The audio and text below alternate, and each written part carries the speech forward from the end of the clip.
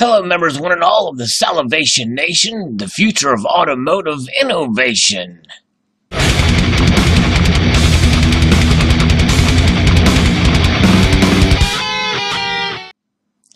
This is an infographic that talks about where we're going in the coming years with the automotive industry and how it pertains to precious metals is not so much in the infographic itself, but is something we'll be discussing as many of the innovations to come will involve the use, more than likely, of silver, or maybe not. So this infographic talks about the future of automotive innovation since the first days of the first Model T cars. They have come a long way, as you can see there. In a high disruption scenario, the overall automotive market will hit $6.7 trillion by 2030. Almost 30% of the revenue potential will be driven by emerging technologies. So revenues from new services, aftermarket, we can see the comparison now between 2015 and 2030 with aftermarket sales and one-time vehicle sales there, increasing much more money into it, or almost double. The future of cars is autonomous and being connected and electric and shared. And we're going to look at the autonomous. By 2030, up to 70% of new cars sold could have self-driving features. 15% of them could be fully autonomous. And there's already some out there, like in California and other places where they're doing some testing of these vehicles. There's some on the road already in certain areas. In urbanized areas, self-driving cars can save time. So the average time an American spends on commuting annually is about 212 hours. And yes, if you live in a very heavily populated area, you can definitely see how that could be the case. Total commuting time autonomous cars can save annually is 250 million hours. But it will also save lives. 1.2 million fatal accidents occur yearly, mainly due to human error. 585,000 lives could potentially be saved by driverless cars. And a conservative estimate, by the way, is between 2035 and 2045. Public safety expenditures could also drop by $234 billion. And of course, with that being said, if you have autonomous cars, that means you're going to have all kinds of sensors and the like on them, which are going to take not only precious metals, more than likely silver, mostly, in many of the sensors and conductivity and the circuits and the like, but also there's the potential that they could be hacked and further tracking of those vehicles as well. So there's some plus and minuses for it, for sure. Relieving people from the driver's seat is revving up even more economic opportunity. The new passenger economy will represent an explosive growth trajectory from $800 billion in 2035 to $7 trillion by 2050. It's very interesting indeed. You can see how that's $3.7 trillion in the consumer market, $203 billion in new use cases, healthcare, hospitality, service delivery, and $3 trillion in commercial driverless delivery and business logistics. Now the connected portion of this infographic, how vehicles are increasingly being equipped with built-in network capacity. Direct data flow between cars and the wider infrastructure unlocks several possibilities. Diagnostics and analytics tools, advanced driver assistance system, enhanced safety features, real-time traffic updates and dynamic routing, infotainment, retail and business applications. And of course, all coupled with that is the potential for, and I think in many ways we're already seeing a lot of this being tracked in our online activities, on the internet and the like, and certainly on our phones. Now it'll just be transferred even more so to our vehicles. Connected car technologies become standard by 2020 at the latest, 35% in 2015. For new vehicle connectivity, to 98% by 2020, which is just less than 2 years away from now. Includes tethered smartphone embedded connections. And so again, when you have that connectivity and more electronics, then you're talking about more conductive and circuit boards and the like, and that's where silver comes into play. Tesla's already got seamless integration. They have a digital touchscreen interface and come with an app allowing a driver to monitor and control the vehicle with one swipe. A Tesla can also get a periodic software upgrades like Apple's iOS systems. In electric vehicles, concerns over climate change have tightened environmental regulations worldwide. And of course, you know, depending on how you feel about that, I don't believe in man-caused or massive man-caused global climate scenarios. I believe that man can do harm to the regional climate, but overall, I think the overall climate change around the world, man is not that powerful. The Earth is a very resilient entity, but notwithstanding, you know, there is this move towards electric vehicles.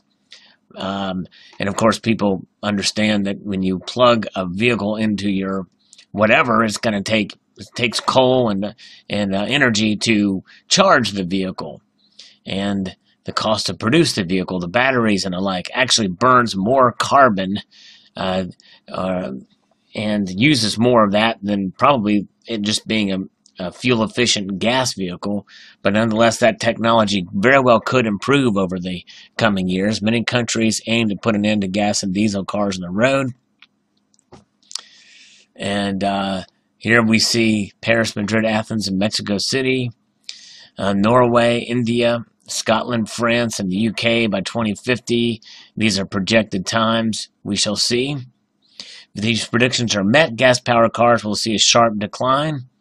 Hybrid vehicles and electrics will become the norm, or maybe some other technology. We shall see. And but electric cars are charging up for the green revolution. The global electric car inventory surpassed 2 million vehicles in 2016. Electric vehicles will see a steadily increasing rate of adoption, making up to 41 million global sales by 2040, 25% of the total market share. A lot of that's going to be based off of viability, like the same thing with the solar industry. Solar power is just now becoming more viable. So people are starting to adapt it more because the prices have come down. And with electric vehicles, it's going to have to be the same thing, and the cost to charge them.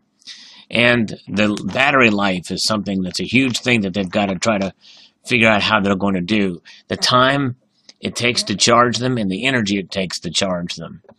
As right now, it's a moot point having an electric vehicle because of the amount of energy it takes to charge and how far they can drive and the like. And lithium-ion batteries are crucial for the takeoff of electric vehicles.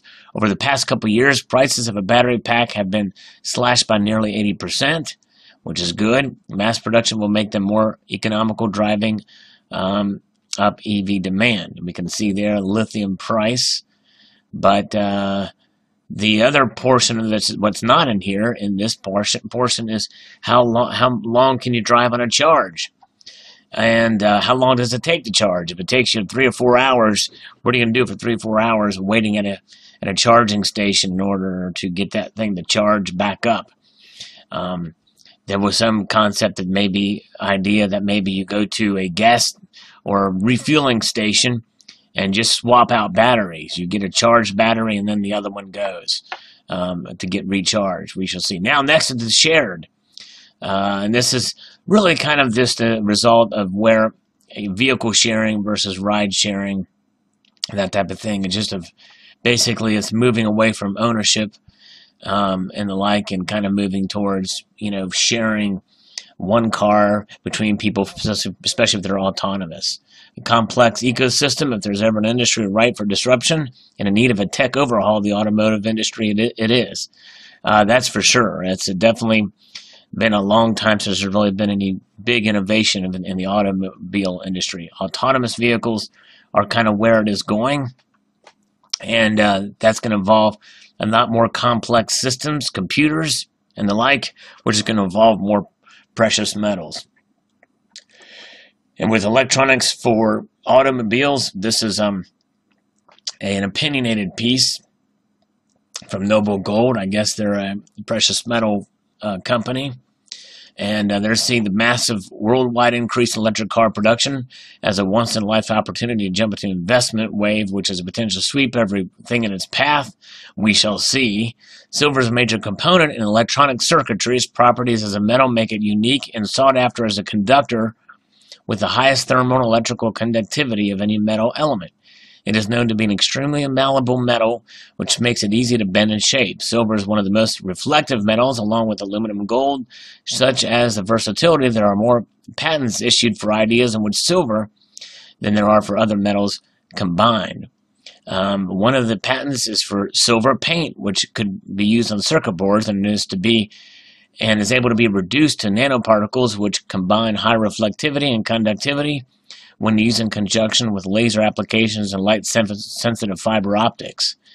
Is exactly the type of applications which are necessary in the production of electric cars, the control systems, safety systems, onboard computer arrays, and the batteries and circuits which will power and charge them. 3 major silver-producing countries, Mexico, Peru, and China, are stepping up production after several years of stagnation. Unlike gold, silver is rarely mined for itself. It is mostly commonly a byproduct of copper mining. Because of the price of copper has been low, the worldwide demand has been sluggish. Less silver has been extracted, and the stocks are relatively low. And the stepping up for production low will not compensate for the demand involved in servicing such an increase in the need for silver. And so that's just it. It's one of those things where it's kind of a dichotomy because, you know, as demand increases and because it's a byproduct, it's the cost of production is not really as easily calculated because it's a byproduct mainly of copper but also gold. And but they will step it up and they will find more silver. It's because you're also going to need copper as well, especially if it's a byproduct. The other thing not mentioned in this article here is the potential for other elements like graphene or other man-made substances that could, in some cases, replace silver. Maybe not do quite as good a job as silver would, but adequate. In other words, there may be some components and some systems where silver's properties aren't as necessary. So they have this other compound which they can use that may act as a replacement. We shall see. It'll be interesting to see how it all plays out in the end, but interesting to see how technology is working in the automotive industry and what part silver could play in it. I'd like to extend a multitude of gratitude to y'all for watching and encourage you to please rate, comment, subscribe, and post your thoughts down below.